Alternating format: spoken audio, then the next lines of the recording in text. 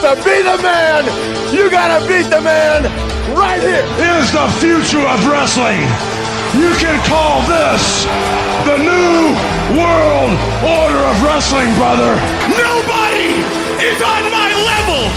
Everything I touch turns to gold.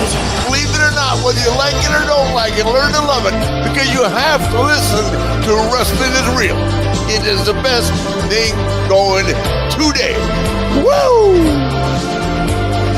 Yes, you don't need to pinch yourself. You don't need to ask yourself what happened last week, King of Podcasts. No, I missed last week. I did not do a show last week, and I apologize for that. It's a very uncommon thing for me to do after 758 episodes of this program, of which I started December 18th of 2012.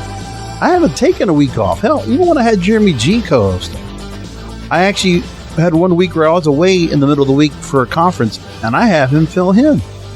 So I did it. And I used to always be able to go and do that kind of thing where I can go ahead and get somebody to fill in and record for me. But this time around, there was nothing allowing me to have that happen. And the reason why is because a once-in-a-lifetime thing happening, Florida Atlantic University, which is my alma mater, they're in the Final Four. The NCAA National Championship College Basketball Tournament, Men's College Basketball Tournament, that happened this past weekend. They made it as the Final Four teams that are now playing in the tournament left out of 64. That's a pretty commendable thing. I was actually going to go to Houston to go to the championships. We were almost ready to go, but we couldn't make it happen. It's unfortunate, though. What can I say? Basically, I could go ahead and book the tickets now, the flights, the hotel, do it.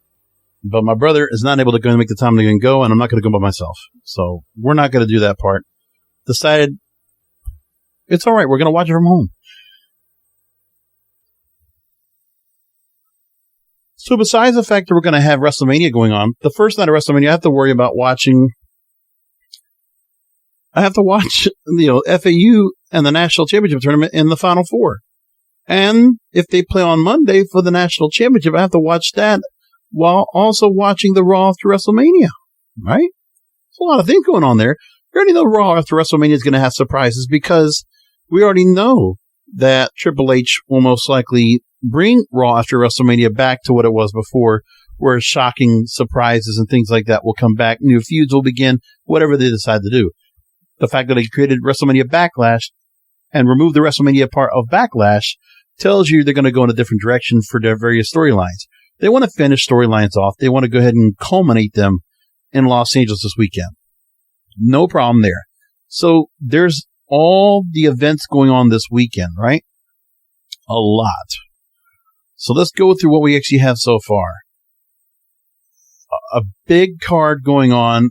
First off, you have at the Globe Theater tomorrow night. Jeez. At 6 o'clock start time in Los Angeles. It's Impact Wrestling and New Japan Pro Wrestling, the Multiverse United, Only the Strong Survive. That's first on the list of things going on. This is crazy because the card has gone pretty strong. Like it's a wonderful card. It will not, none of these cards will actually beat WrestleMania this year. One of the few times it's actually going to happen that way. We'll say that off the bat. But we'll talk about that later on because there's a lot of great matches on this card. Because in the card, we'll have the Strong Openweight Championship, the Impact X Division title defended, the Impact Tag Team titles defended, and then a number of multi-person matches. And then after that, Super Card of Honor, another big card they're already putting up together for that, setting that up now. And now we have the card that is all set and put together. And that's at the Kia Forum. That's also a pretty hot card as well. And that's on the 31st, 7 o'clock start time in LA. That's the good part, is all these pay-per-views are at night. Like, we're in LA, so everything's Pacific time, which works perfect for yours truly. I don't mind being up late for these shows. Not at all, especially the weekend. Not at all. This is fine with me. And on that card, you have Ring of Honor titles on the line, the tag team titles, the TV title, the Pure Championship, the Mega Championship of AAA. There's 6-man tag as well. That's a lot going on. A lot. And I plan to do, so what I'll plan to do is, I'm guessing late Friday night, I'm going to go out and go to the movies, and then I'm going to make sure to catch both shows. So I'll catch Supercard of Honor, probably on the back end, and I'll catch the Multiverse United, Only the Strong Survive. I'll catch both of those shows. I plan to do a post show late Friday night on both of those shows right here on this channel. So look for that, WrestlingIsReal.com. Also want to tell you that I'm going to try to make some moves to go ahead and do something with the websites, because I want to just redo them. Like, I mean, the WrestlingIsReal.com page is okay, but I'm going to make some changes around that. I'll figure all that out. I'm just in the mood of making some changes, but either which way. Ring of Honor, Supercard of Honor, that's on Friday night, late 10 o'clock at night. Good for me. And then after that, Stand and Deliver, NXT, another big card, by the way, at 1 o'clock in the afternoon. Or 4 o'clock for Eastern time, right? And with that, they already have set up NXT Championship, an unsanctioned match.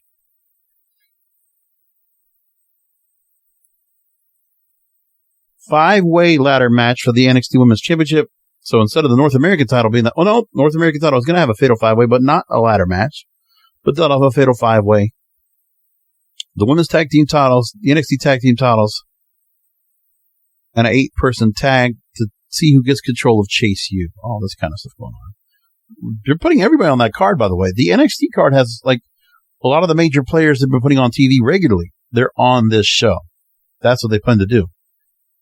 And then WrestleMania itself, WrestleMania 39, the reason we're all doing this. U.S. title on the line, the Undisputed Universal Championship match, the SmackDown Women's title, Raw Women's title, a Hell in a Cell, the Intercontinental title, a Men's Showcase Fatal 4-Way Tag Team match, and a Women's Showcase Fatal 4-Way Tag Team match. So the getting some stars on the card, that's what they're doing here, as opposed to putting out that Battle Royal. And the Undisputed Tag Team titles also on the line, and a blood feud with the Mysterios. All set up. It's a lot there. So it's a lot of ground to cover. And that's Saturday and Sunday. And Saturday and Sunday, I will do individual day 1 and day 2 shows. And day 1 will include Stand and Deliver. Most likely, I don't know if I'm going to catch that live. I'll probably catch a good chunk of it and then just catch up and then watch WrestleMania itself. I got some work I got to do in the meantime, but I will get through all that. But yeah. Plus, I got Dungeons and Dragons to watch this weekend. Like, this is a ridiculously busy weekend. The Dungeons and Dragons movie, FEU playing in the Final Four, and all this wrestling to cover.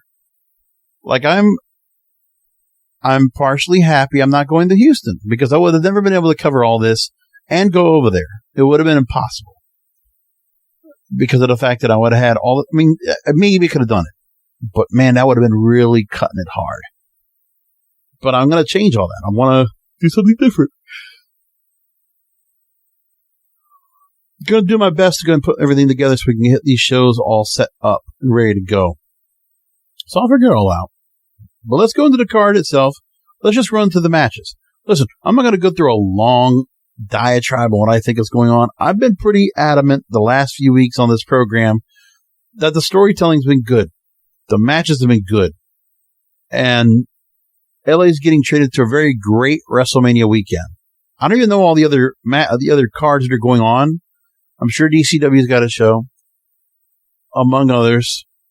A lot of indie shows will be out there doing their thing. It's fantastic. It's a lot going on. I love it. I love it very much. It's really, really wonderful. So AEW takes a back seat. Even though they're doing some great stuff right now, they're focusing on the pillars. They're focusing on Blackpool Combat Club now turning heel. and running roughshod now against the Clique, or the Elite now. They got that set up. Those are two good major storylines and factions going on. Now we have Adam Cole and Chris Jericho.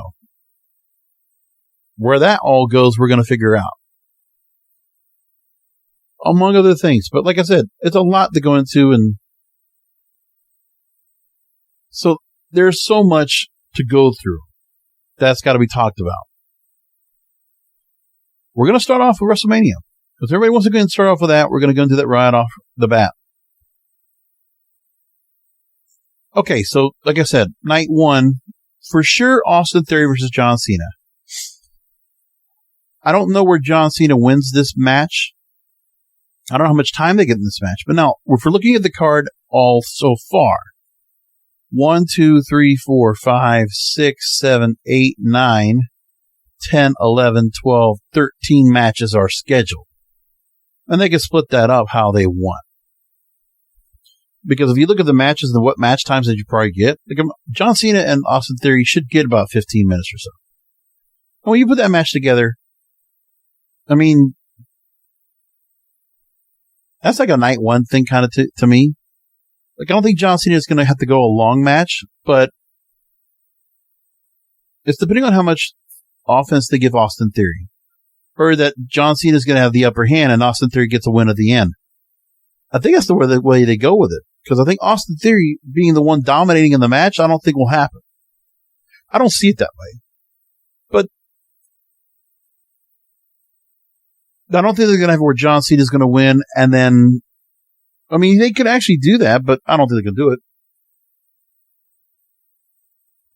Because John Cena holding on the U.S. title for a significant amount of time, I don't know if that's going to be a case. Nobody's expecting it. So Austin Theory here should retain. But the whole thing is that John Cena, they have to give it some time where John Cena gives probably a good amount of offense and is pummeling Austin Theory to where Austin Theory makes a comeback or cheats to win. However, it's got to work. Seth Rollins and Logan Paul. I mean, there's been a lot of just talking, and there's quite a few things where Seth Rollins in a series of events, you know, Seth Rollins made the point on Raw that Logan Paul's had the upper hand on him plenty of times, and it's time for Seth to go ahead and get retribution. Now, Logan Paul's contract is ending at WrestleMania, 1-year deal. They could do it again. I don't see why they don't. I think Logan Paul can go and be put into some kind of a deal where he's required so many matches to perform in and then go do this, but also they have to give him time if he's going to do his boxing exhibitions, plus anything with his endorsements, anything he has to do with his program. Like, you know, they're going to have to figure out, like as Logan Paul, I think he wants to continue to keep his brand while being able to go and do a contract here with WWE and just stay around and keep doing what he's doing. Just the big major pay-per-views and have matches. Or maybe he's done what he needs to do. Maybe there's nobody else he needs to go and work with. I don't know. I mean, there's more people he could work with. And, I mean, Logan Paul, we already know he does really well in the ring. Like, look, I think what it comes down to is they'll keep bringing him around per appearance. I think Logan Paul gets another long match here. And I think Seth Rollins and Logan Paul, they're going to give him a clinic. I think they're going to let these guys work. It's going to be a great match. People are going to have to just like say, listen, out of the night of what we're going to have, it's also a night one match to me. And it's interesting where Seth Rollins, people don't want to talk about it, but Seth Rollins is the workers match. Like without a Daniel Bryan out there, you know, without a AJ Styles, where's the workers? Seth Rollins is it.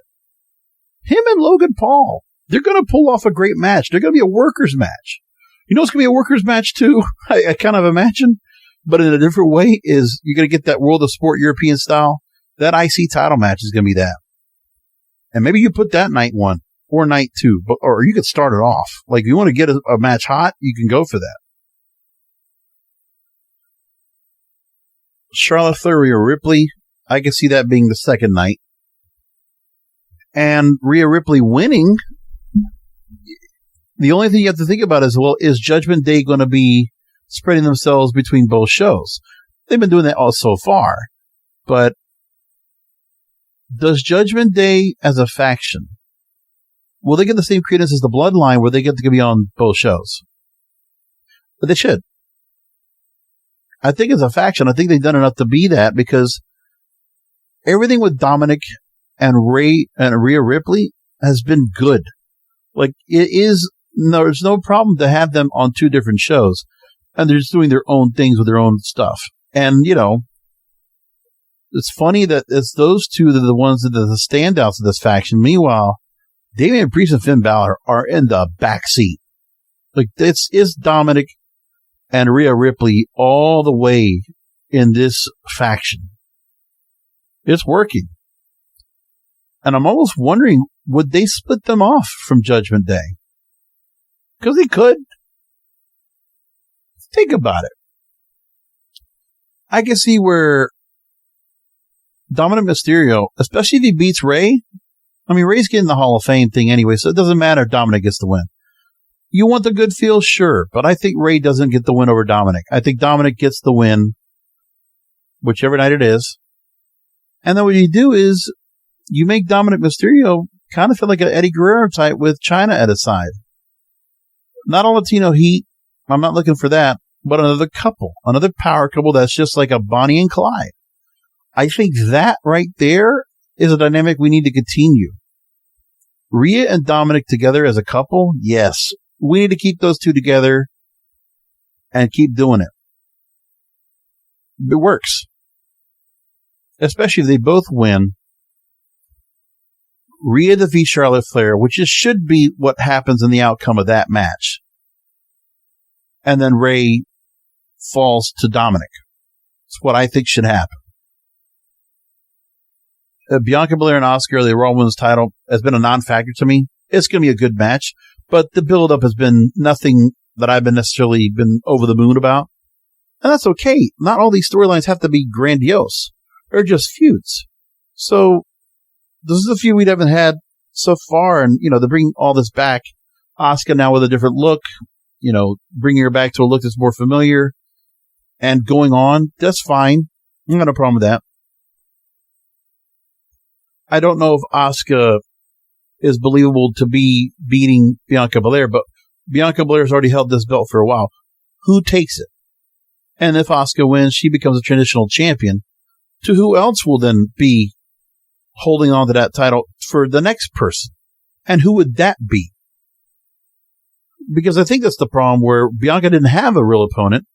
Like, you've put aside everything going on with Becky, Trish, and Lita against Damage Control, which puts them all aside. And we already had Bayley for most of the year challenging Bianca Belair, so they can't go back to that. And none of her cronies. I mean, there's not anybody else that they have that's ready to go and put over there unless you move someone over from NXT. Could you move Roxanne Perez now and move her ahead? I don't see why not. Maybe people don't feel like that's the thing. She could just stay lingering around there in NXT. Sure. But I think she's been there enough to go. See, what is unfortunate is Mandy Rose leaving. That's who could have been coming out the Raw after WrestleMania if things would have worked out right.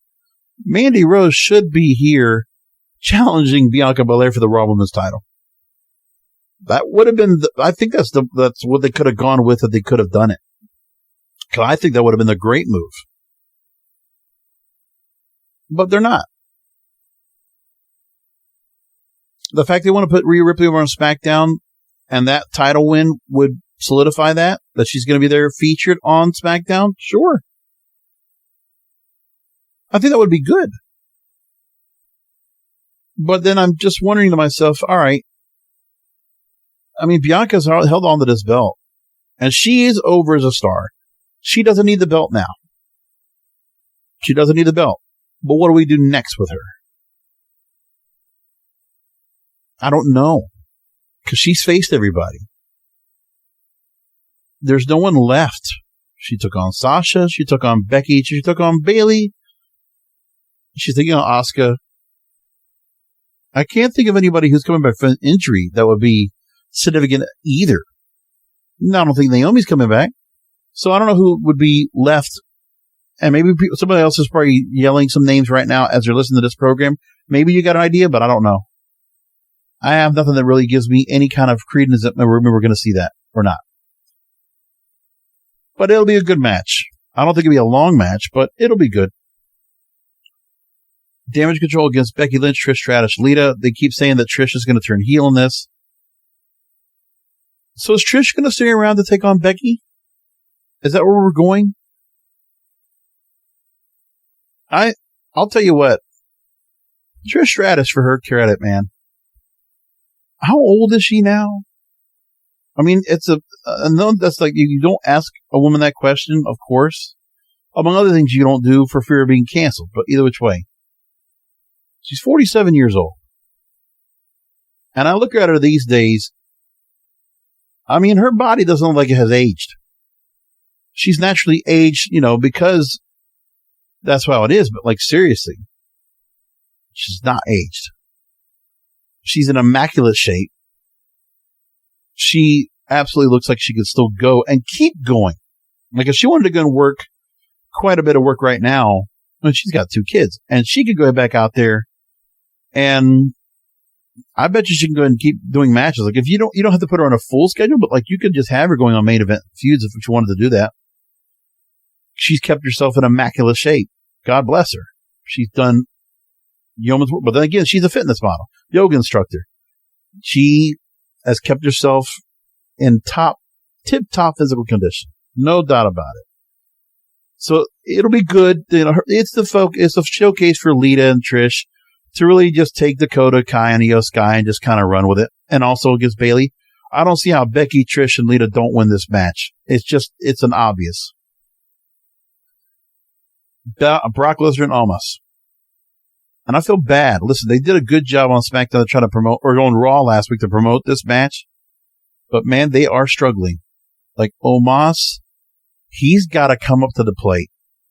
I mean, for everything that's been given, this Nigerian giant, like, you gave him a good mouthpiece in MVP. You've given him a lot of squash matches. That first thing to set up here, they need a big guy to get over. Regardless of what people think, there is no big guy that they can get put now and put over the top. Braun Strowman, non-factor. He's messing around with Ricochet as a tag team. It's not significant. They're not going to build that guy as a monster again. They need a monster. They don't have a Kane. They don't have an Undertaker. They don't have a Great Khali. They have to have somebody here. So if it's time for that, Omos needs to step up here. Does he get the win over Brock Lesnar? I don't know. Can you get Brock Lesnar convinced to go and take that match and take the pinfall? I don't think you can. I think these guys can't go that long.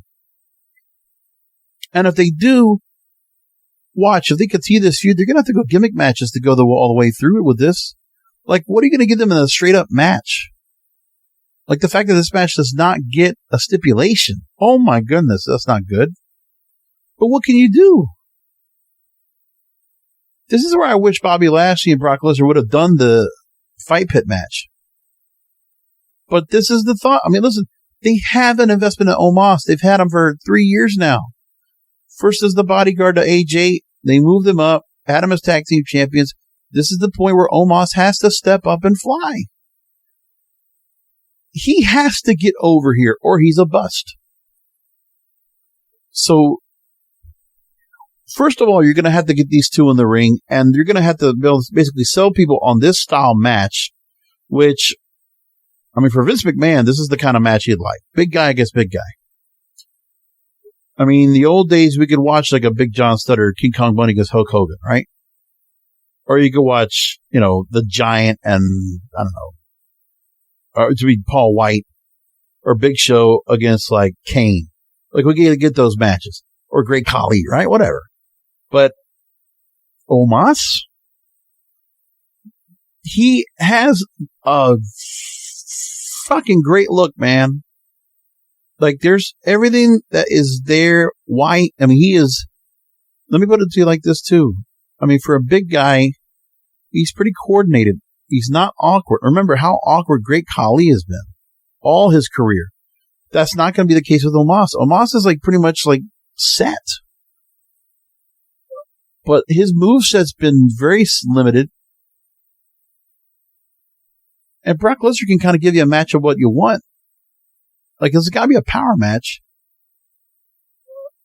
We can't see Brock Lesnar. I mean, they can't do something a la Goldberg with him.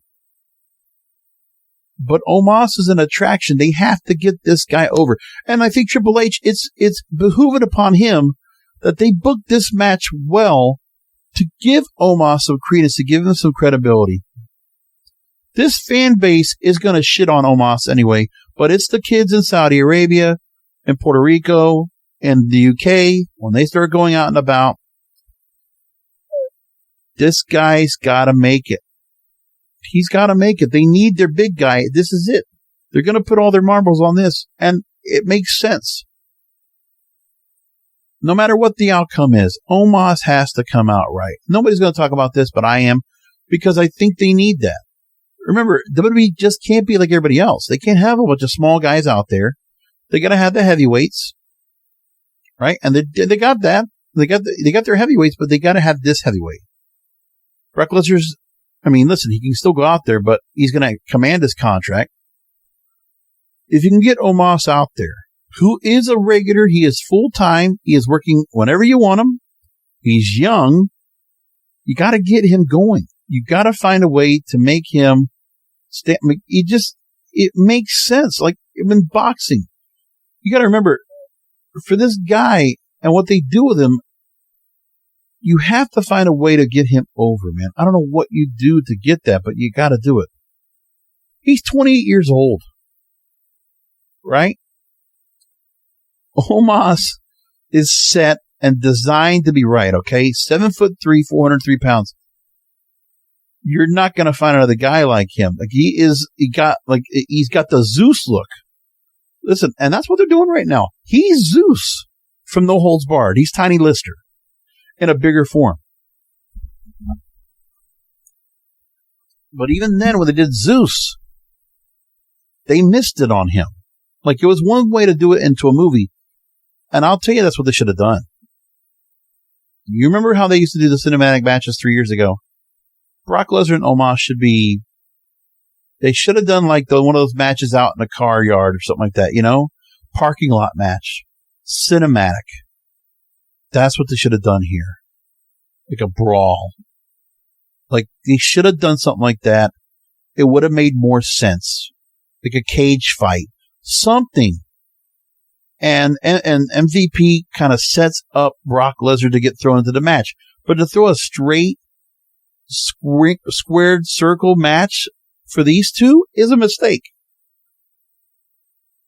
And I think people would have cared more. Because WWE, with what Vince has done in the past, they need to have him.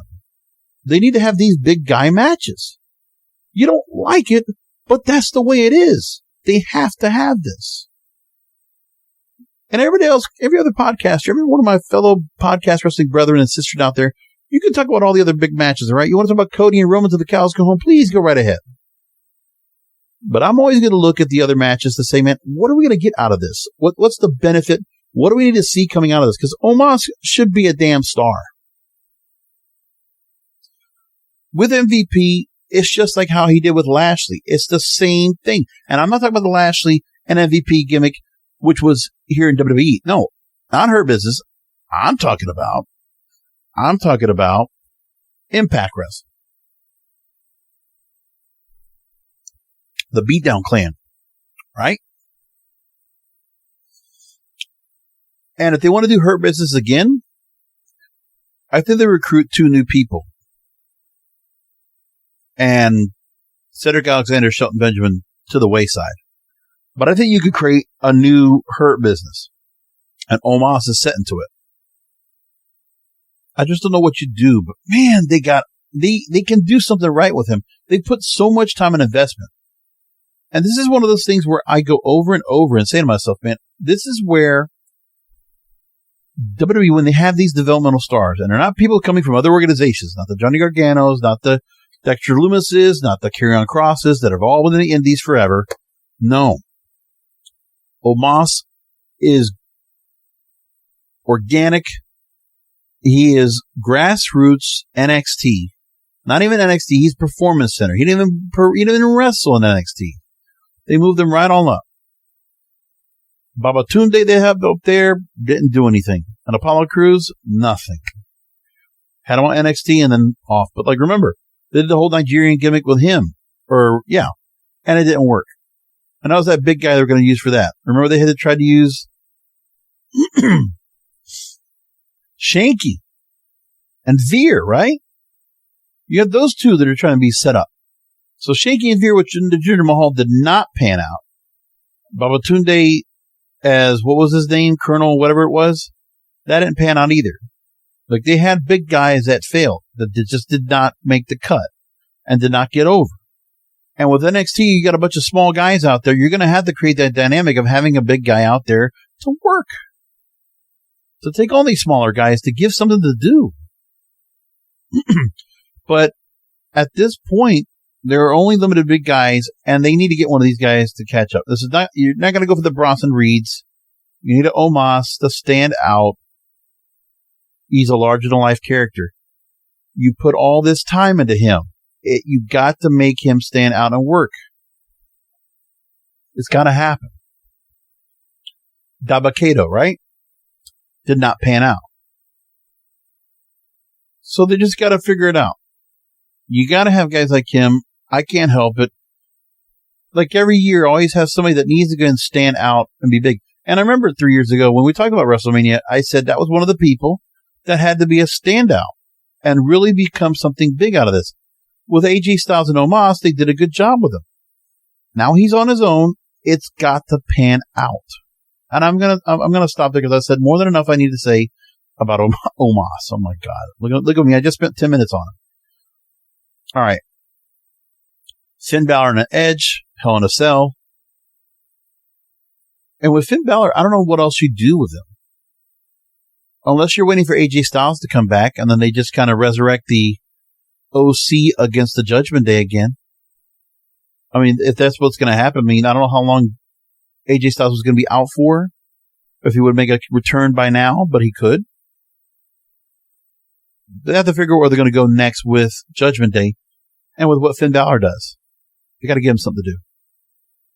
So Edge should have a good match. Now, Edge has already gotten a couple wins. They still have to go and take care of the Elimination Chamber business, right? So they have to go ahead and he's got to get retribution for that with Beth. So I guess Edge has to win Hell in a Cell. I mean, does he ever not win Hell in a Cell? So, like I said, Logan Paul, Seth Rollins stands out to me. That's going to be a great workers match. The other match is going to be a great workers match. Tell you what, Gunther, Sheamus, Drew McIntyre. This is going to be a slap on the chest fest. This is going to be hard style. I hope they give these guys a lot of time. This should be a showcase match. And I don't know. Do you let Gunther drop the belt? I mean, you could. Will Imperium be at ringside? And do we need Sheamus and Drew McIntyre to be the victor and become IC champion? I think Sheamus wins and becomes IC champion. I think we get that dream to be held true. I think that Clash at the Castle really got people all worked up. And I think Sheamus gets the pin on Gunther and becomes IC champion. That's what I think. And Gunther, you move off into a feud after this. Because he's had a long reign as IC champ. Let's just get him in the feuds now. I think you dropped the belt for Gunther. And I think Sheamus finally gets that win. The Fatal 4-Way tags, these are matches you could just have. They honestly, the bathroom breaks. And I'm not trying to judge all these people, but you know what? They're tag team matches of established tag teams. I give them credit for that. But the tag teams right now in WWE, They're there, but that's all they are. There's not much to them that really matters to me anyway. So Ricochet, Braun Strowman, Alpha Academy, Street Profits, Viking Raiders in the men's side. I mean, I don't care about this match. I'll take Alpha Academy on the win. Seriously. Or I think Alpha Academy will lose because I think Otis is going to switch off and join Maximum Male Models. So I guess she gets Street Profits with the win. Unless Montez Ford decides to turn heel. I don't know. I guess I'll just take Ricochet and Braun Strowman. I got no other choice. I can't think of what else there is. And it's not like they haven't given time to all these stars. I mean, it's just that that's where they're not going to get the big storylines. They're not going to get a whole lot going on. The focus of these tag teams, when I think about it, you remember some tag teams you're supposed to see. Okay, are they going to be tag teams just to be tag teams? Like New Day would have been brought in here, except for Kofi Kingston getting hurt, right? So with that said, you're saying to yourself, all right, do Otis or Chad Gable split? Does Montez Ford split from Angelo Dawkins? And does Braun Strowman split from Ricochet? I guess. Like, that's something that would be interesting to me to see what comes out of that. Women's Showcase Fatal 4-Way Tag, Raquel Rodriguez, Liv Morgan, against Shotzi and Natalya, against Ronda Rousey, Shayna Baszler, against Chelsea Green, Sonya Deville. Ronda and Shayna better run this table. They better run this table and be strong. That's how I look at it. Undisputed Tag Team Championships, Usos against Sami Zayn, Kevin Owens. Well, I mean, if they're going to do it, everybody wants to go and see Sami and Kevin get the happy ending. Give it to them. But make sure the Usos go through a grueling match where they have no choice but to lose. It's got to be that. I mean, Kevin and Sami as champions. You want Sami to have a belt, so why not? Let's do it. Kevin Owens to have a belt again? Why not? Because with Kevin and Sami as champions, when the fact you already have those 4 tag teams already set up in that showcase, what sucks is that these showcase of these women's and men's tag team matches, they don't talk about a contendership. They're just matches just to have matches. I guess it might lead to it, but it's unfortunate we don't have a contendership as a result of these matches. But maybe they will because of what the outcomes will be. Because like I said, if I want anything, I want Ronda Rousey and Shayna Baszler to go after the tag team titles. Something like that. And then I want... Of who's in this? Well, I guess you got to have... What, Viking? I don't like that either. Viking Raiders? No. You don't have a lot of heel tag teams right now either. That's what sucks.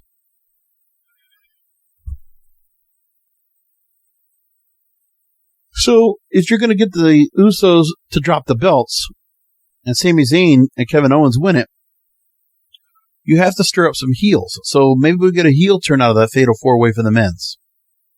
They have to create that. I don't know who that'll be.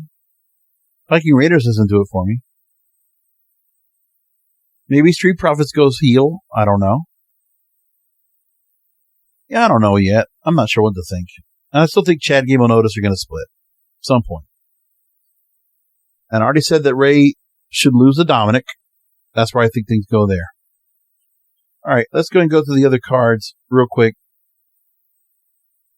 I'm going to go into the Multiverse United. Only the strong survive. So it's Kushida versus Lio Rush. I'll take Lio Rush. Oh, man. Hiroshi Tanahashi against Mike Bailey. Shit. I think Mike Bailey needs to get the win. Jeff Cobb versus Moose. I'll take Moose. Strong Openweight Championship. Kenta versus Minoru Suzuki. Shit. I'll take Suzuki on the win. That might not be the popular choice, but I'm going to take that myself. X Division title.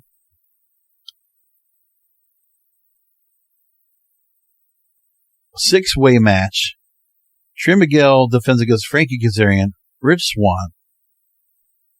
Kevin Knight, Clark Connors, Rocky Romero. That should be interesting. And,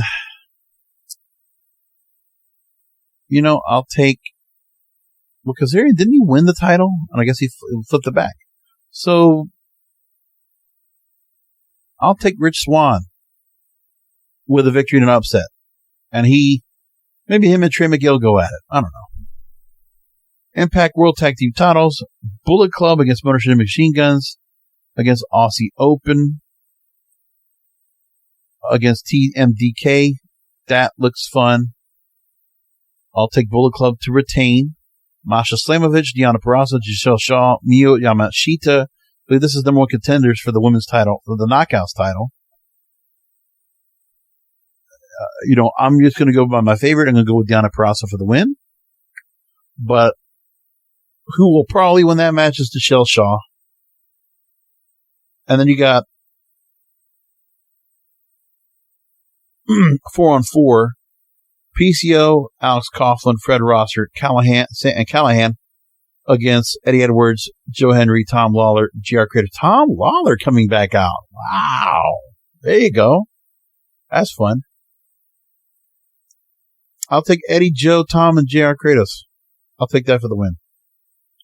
Yuya Uemura and Gabriel Kidd, Countdown Milton University United. I won't take a pick on that.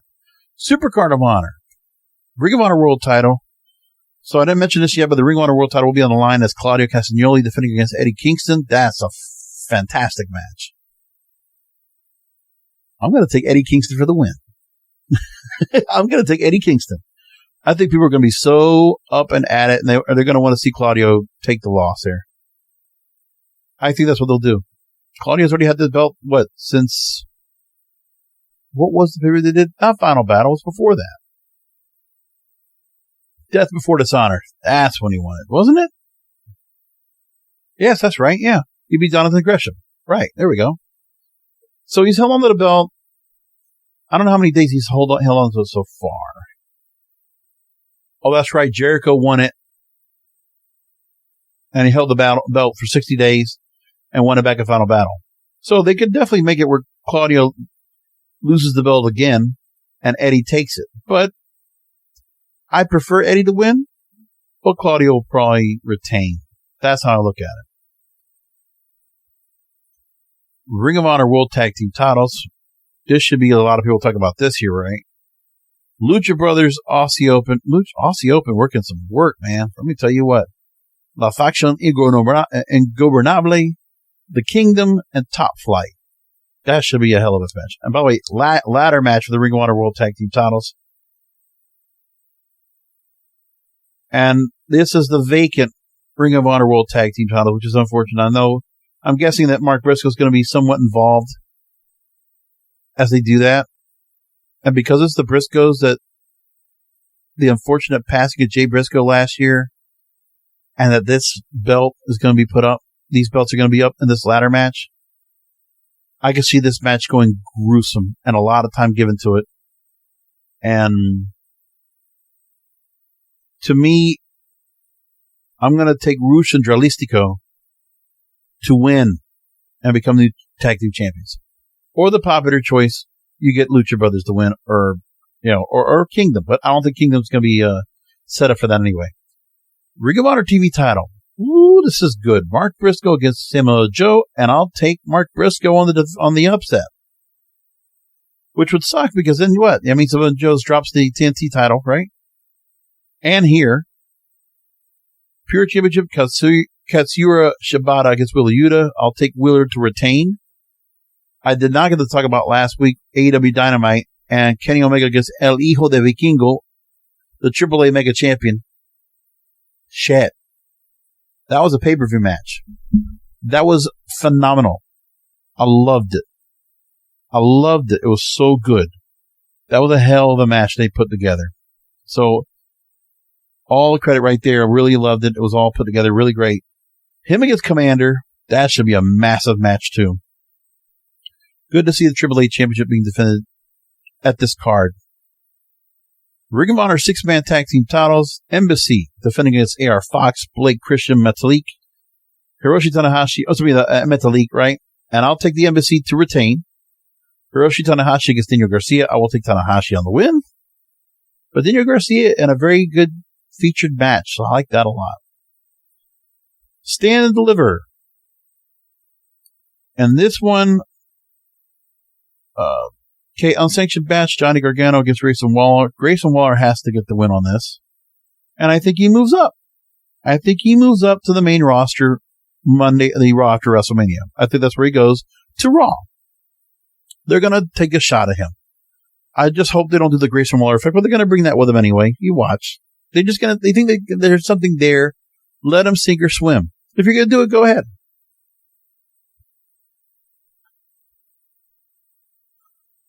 One of the graduates of the Rainbow NXT before they brought it up.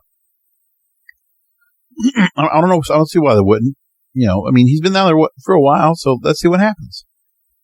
NXT Women's Championship. Roxanne Perez defends against Gigi Dolan, Zoe Stark, Tiffany Stratton, Lyra Valkyria, and Indy Hartwell. I will take this. I'll take Gigi Dolan to win the ladder match, and Roxanne Perez moves over to Raw. And maybe, I don't know, Bianca Belair beats Asuka at WrestleMania. Roxanne Perez debuts and challenges against Bianca Belair right off the bat. Kind of like how Paige took on AJ Lee. I like that. We can just recreate that if we want. That's me booking anyway, but, Wes Lee defends against Ilya Dragunov, Dragon Lee, Jada McDonough, and Axiom. Let me just say this. If Dragon Lee's going to be on this damn roster, give him that North American title. Just get that off of Wes Lee. Here we go. Dragon Lee wins the North American title. Book it. Women's tag team titles, Kiana James, Fallon Henley, who most recently won this against Aladdin Alba Fire. I don't think we're going to see anything different. So Kiana and Fallon, I think, take it and they retain. Triple threat for the NXT tag team titles. Tony D'Angelo and Stax against the Creed brothers and against the champions of Gallus. Give me the Italians. Give me Tony D'Angelo and Stax to win. Not the popular choice, but that's what I want it to be. And Schism against Chase U. I'm going to take Schism. I don't know. Something tells me that Chase U might actually get moved over to... Maybe they might do something with him after all, right? I don't know. I can see them doing that, right? Maybe. I can see Chase U maybe being moved over. I don't know what they would do, but I think that's what they're going to do. That's my thought anyway. So we'll leave it at that. That's how it looks right now. And in terms of what they've been doing for the shows itself,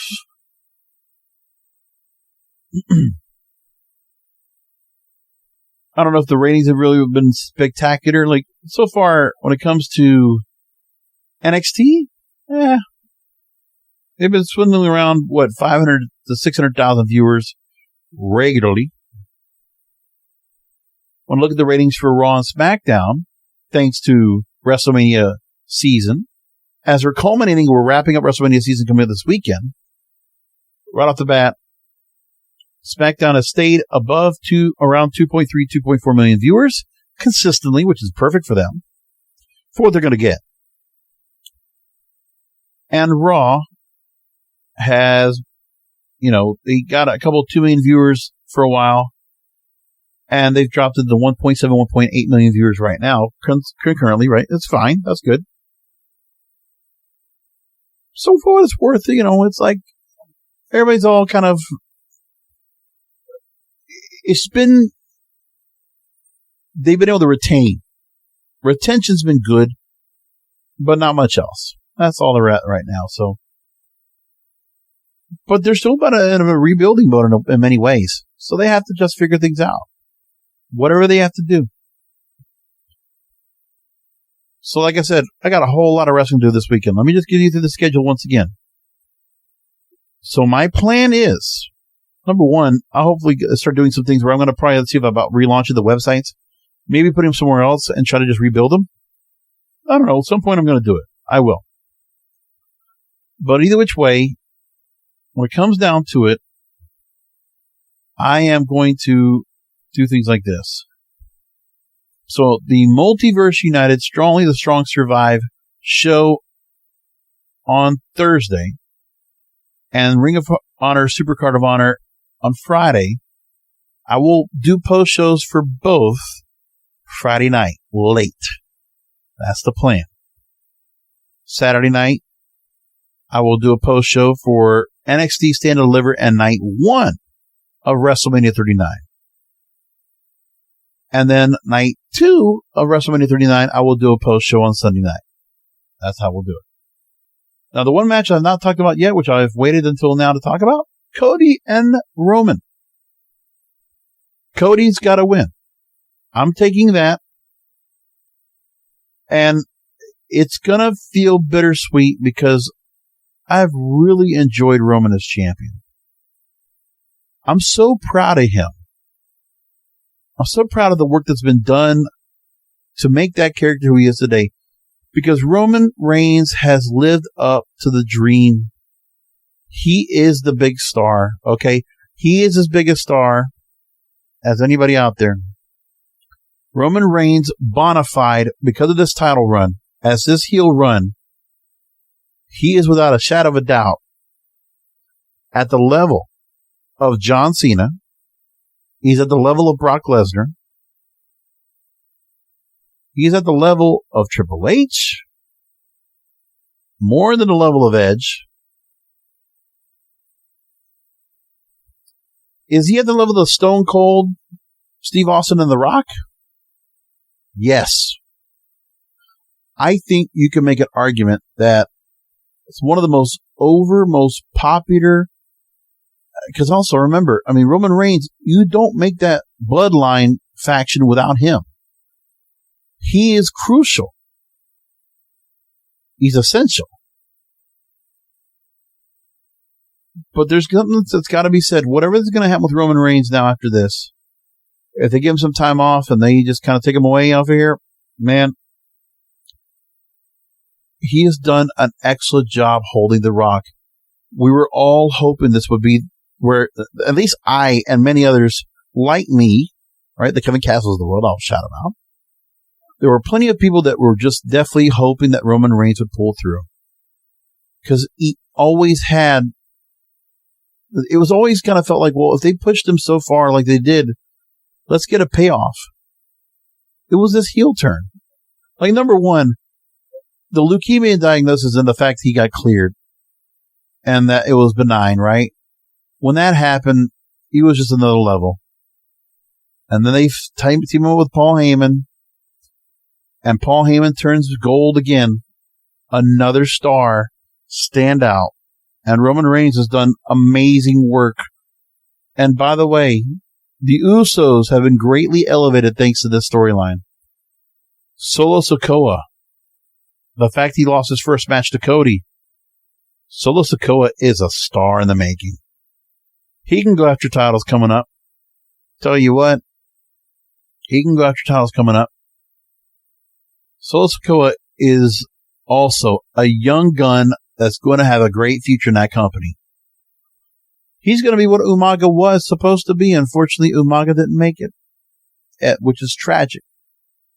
But Solo Sikoa, in the mold of the Samoans, damn, man, they're going to do well. I don't know what you do, but you know what? I'm just like, I'm kind of happy that Jacob Fatu's over at MLW. He signed to a contract, because you know what? If that guy was at MLW signed to a contract, I know, shadow of a doubt, WWE would be calling and bringing that guy in to be in that bloodline. I can see Solo Sikoa and Jacob Fatu being the new SWAT team, tag team champions, and just ruling. I could see that. All right, we'll leave it there. Like I said, a whole lot of ground to cover this weekend. I'm going to leave it there, and we'll get started on it. Thanks for listening in. Fun as the show as you always do. Forgive me for missing a week, but come back next this weekend. Remember, let's go and enjoy Multiverse United, Supercard of Honor, Stand and Deliver at WrestleMania 39 this weekend. A great weekend of wrestling to come. Enjoy it. We'll be back to start talking about it on the next Wrestling Control podcast because wrestling needs us. Thank you for listening to the Wrestling is Real podcast. Find past episodes anytime at WrestlingIsReal.com or subscribe on Apple, Amazon, Spotify, or all major podcast distributors. Follow at King of Podcasts on Twitter, Facebook, Instagram, and TikTok. This has been a presentation of the King of Podcasts Radio Network.